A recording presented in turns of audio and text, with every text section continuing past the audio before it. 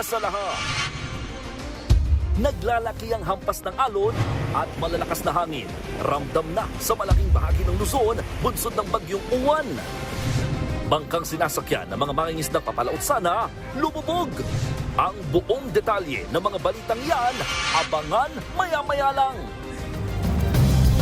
Magandang hapon, Pilipinas. Kasama ang buong puwersa ng News 5. Ito ang Frontline Pilipinas Weekend. Itinaas na sa 8 lugar sa bansa bunsod ng super bagyong Uwan. Galaw ng bagyo, ihahatid ng News 5 live.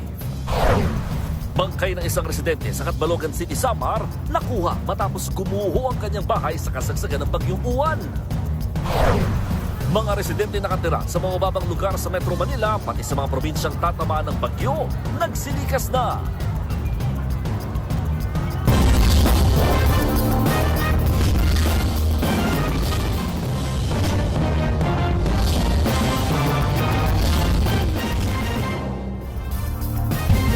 Mga kapatid, maging maagap sa banta ng malakas na bagyong Uwan.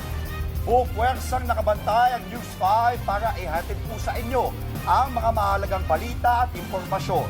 Sina Gio Robles at Mobile Journal Evan Tarinque nasa Aurora kung saan inaasahang maglalandfall ang bagyong Uwan mamayang gabi.